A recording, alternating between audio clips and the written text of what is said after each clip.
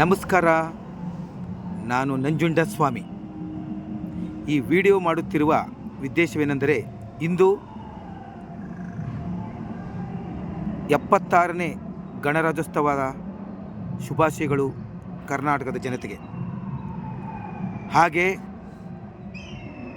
ಮತ್ತೊಂದು ರಾಜಕೀಯ ವಿಷಯಕ್ಕೆ ಬರ್ತೀನಿ. BJPಯ ತಟಸ್ಥ ನಾಯಕರಾದ ಲೈಂಗಿಕ ಕ್ರಿಯೆ ಮಾಡಿ CD ಮಾಡಿ ಸ್ಟೇ ತಂದು ಹೆಸರು ಇಲ್ಲದೆ ಇರುವ ರಾಜಕೀಯ ವ್ಯಕ್ತಿ ಸದಾನಂದ ಗೌಡ. ಸದಾನಂದ ಗೌಡ ಒಬ್ಬ ಅವಿವೇಕಿ ಮುಖ್ಯಮಂತ್ರಿ ಆದ. ಏನು ಮಾಡ್ದ ರಾಜ್ಯದ ಜನತೆಗೆ? ಇವನು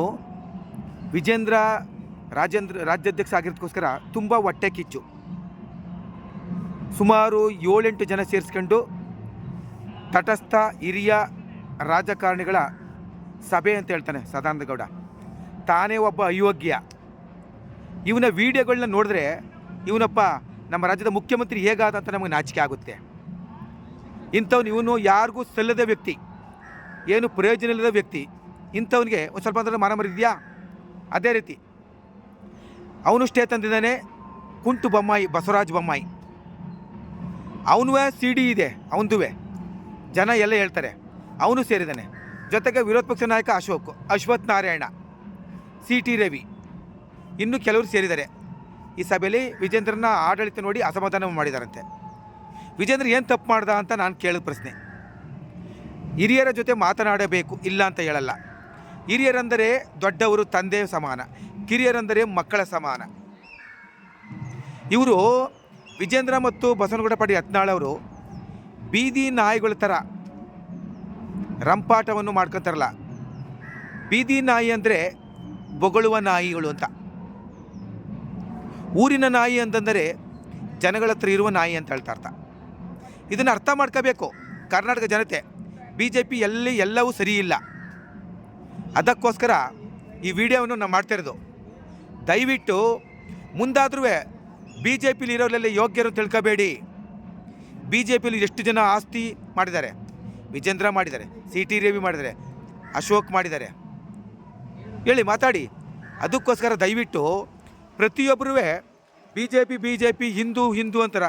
ಹೇಳ್ಬೇಕಾದ್ರೆ ಹಿಂದೂ ಹುಲಿ ಯಾರು? ಯತ್ನಾಳ್, ಇಲ್ಲ ಅಂತಲ್ಲ. ಆದರೆ ಇವರು ಬೀದಿ ನಾಯಿ ಥರ ಬೊಗಳ್ತಾರೆ. ವಿಜೇಂದ್ರನಿಗೆ ಫಸ್ಟು ಒಂದು ಬುದ್ಧಿ ಹೇಳಬೇಕು. ವಿಜೇಂದ್ರ ಹತ್ರ ಇರುವ ಒಬ್ಬ ಯಾರಪ್ಪ ಒಳ್ಳೆ ಅಡ್ವೈಸರು? ಯಾರೂ ಇಲ್ಲ. SLC fail pass. Tammesh Gowda, Preetham Gowda, nice Rudresha, ಇವನೊಬ್ಬ ದರಿದ್ರನ ಮಗ ನೈಸ್ ರುದ್ರೇಶ, ಮರಿಸ್ವಾಮಿ, ಇವರೆಲ್ಲ ಇದ್ದಾರಲ್ಲ. ಇವನಿಂದ ವಿಜೇಂದ್ರಗೆ ಲಾಭ ಇಲ್ಲ, ನಷ್ಟ. ಬೇನಾಮಿಗೋಸ್ಕರ ಒಬ್ಬ ಅಡ್ವೈಸರ್. PA ಆದವನು PA ಸ್ಥಾನ ಮಾಡಬೇಕು. ಗನ್ಮ್ಯಾನ್ ಕೆಲಸ ಮಾಡೋನು ಗನ್ಮ್ಯಾನ್ ಕೆಲಸ ಮಾಡಬೇಕು. ಉಸ್ತುವಾರಿ ಮಾಡಬೇಕು ಅಂತ ಇವ್ರು ಹೇಳಿದ ಕೆಲಸ ಮಾಡ್ಬೇಕಾದ್ರೆ ಉಸ್ತುವಾರಿ ಮಾಡಬೇಕು. ಅದಕ್ಕೋಸ್ಕರ ಇವರು ಬೀದಿ ನಾಯಿಗೊಳ್ತಾರೆ. ಯತ್ನಾಳ್ ಮತ್ತು ವಿಜೇಂದ್ರ ಕಚ್ಚಾಡ್ತಾರಲ್ಲ. ಆಮೇಲೆ ಇವರು ಒಂದು ಜಾತಿ, ಒಂದು ಸಮಾಜದಿಂದ ಇವರು ಉದ್ಧಾರ ಆದರು. ಸಮಾಜಕ್ಕೆ ಇವರಿಗೆ ಕೊಡುಗೆ ಏನು? ಯತ್ನಾಳ್ದಾಗಲಿ ವಿಜೇಂದ್ರದಾಗಲಿ ಸಮಾಜದಿಂದ ಇವರು ಉಪಯೋಗ ಪಡ್ಕೊಂಡು ಸಮಾಜನ ಹಾಳು ಮಾಡ್ತಾರೆ.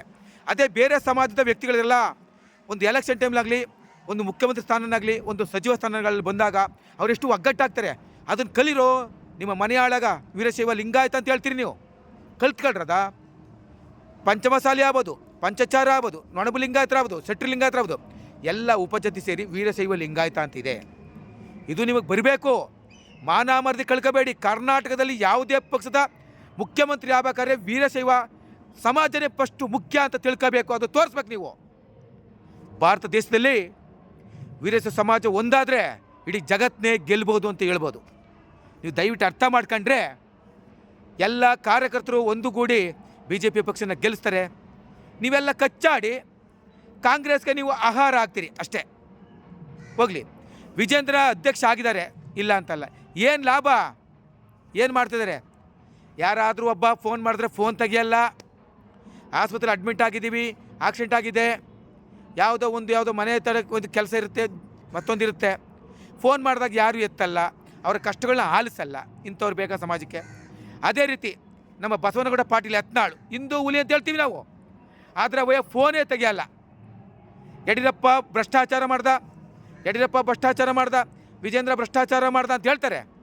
ಎಲ್ಲ ಸರಿ, ಫೋನ್ ಯಾಕೆ ಎತ್ತಲ್ಲಯ್ಯ ನೀನು? ಯತ್ನಾಳ್ ಸಾಹೇಬ್ರೆ, ಫೋನ್ ಯಾಕೆ ಎತ್ತಲ್ಲ ನೀವು? ನಿಮ್ಮ ನಂಬಿ ನಿಮ್ಮ ಜೊತೆ ಇದ್ದರೆ ಕಾರ್ಯಕರ್ತರಿಗೆ ಎಲ್ಲಿ ಉದ್ಧಾರ ಆಗ್ತಾರಾ? ನಿಮ್ಮಿಂದ ಸಹಾಯ ಕೇಳ್ತಾರೆ. ಯಾರೋ ಮಗನಿಗೊಂದು ಫೀಸ್ ಕಟ್ಟಬೇಕಂತಾರೆ, ಯಾರೋ ಒಬ್ಬ ಬಡವ ಒಂದು ಮನೆ ಕಟ್ಟಬೇಕು ಅಂತಾನೆ, ಯಾರೋ ಒಬ್ಬ ಬಡವ ಆಸ್ಪತ್ರೆಗೆ ಹೋಗ್ಬೇಕಂತಾನೆ.